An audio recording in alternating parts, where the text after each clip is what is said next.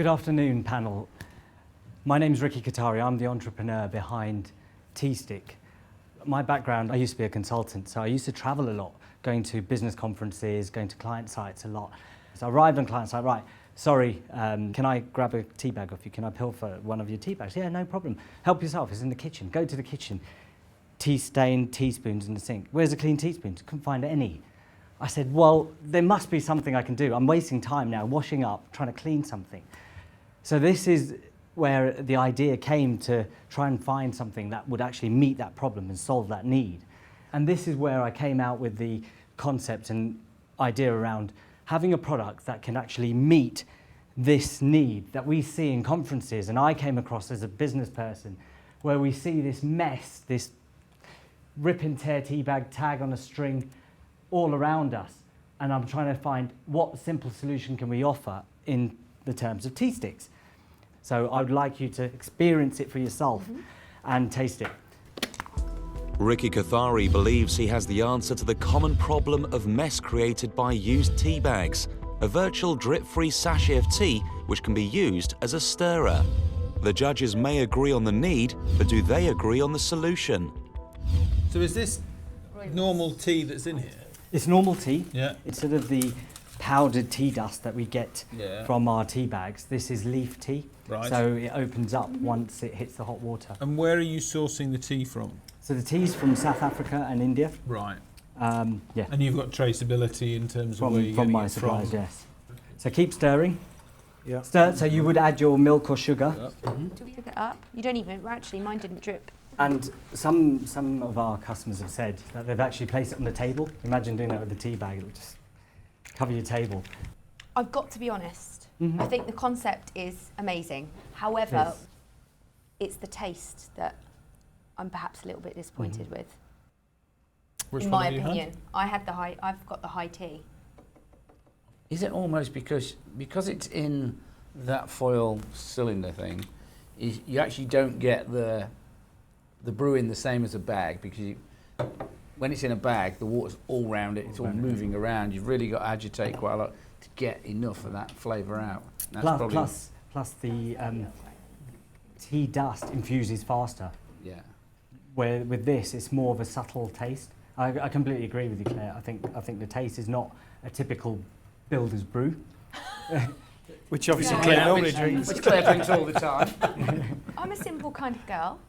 I like builder's brew. But actually having smelt the Earl Grey, it smells good. I mean, Have you got Earl Grey there? Yeah. Ollie has, yeah. How's that? Sniff at your That's teeth. good.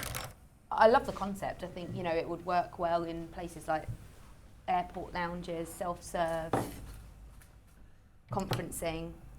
I like the tidiness of it, I like the presentation, I like the concept, its simplicity. There's a saving there on taking out wooden sticks. You can use it as a one-stop shop. It stirs your sugar and your milk and everything.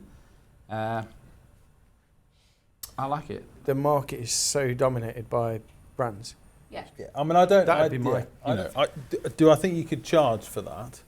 Would I see that replacing something where we're running a coffee bar, a tea bar, and things like that? I think that's debatable. Yeah, I agree. I think in the conference events bit, my concern would be the education bit that you'd need to make sure that people understood, because my temptation would be to leave it in there and then you'd look at it and go, oh, that isn't very good. But the concept I like.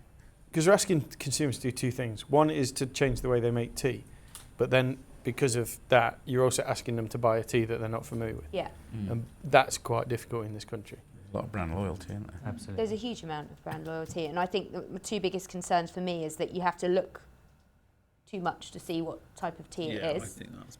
And I don't actually think it looks particularly premium, I'm sorry. And then With the logo, you mean? yeah, and then the second thing for me still is the taste. Okay, let's vote then, because I'm quite interested in what you lot think of this. I'm very interested. Chef? I like it. I think it is innovative. I think it's different than the humble tea bag, but I still worry about what you mentioned is the brand loyalty. But I absolutely see it in some of the conferences and banqueting, and we lose a lot of teaspoons. I that's really true love then. I really love the concept. I really, really do. But from a brand and I know that can be fixed, but more importantly, a taste perspective. It's a no from me, I'm afraid. I think the branding can be solved. So I think it needs some work doing that. But having said that, I think that's a really innovative thing, and I think it's got a place. Yeah. I think it would be really interesting to talk about working with you in terms of taking this to market in a bigger way by talking to some of our partners who specialise in branding solutions and messaging solutions, because in itself it's brilliant. We're not going to list it tomorrow, but let's do some work and see if we can get to a point where you've got something to sell us. Yes. Yeah. Fantastic. Ricky leaves with a vote of support for his tea sticks. With a fundamentally impressive concept, the judges feel that a little extra help could see this innovation in common use across Compass sites.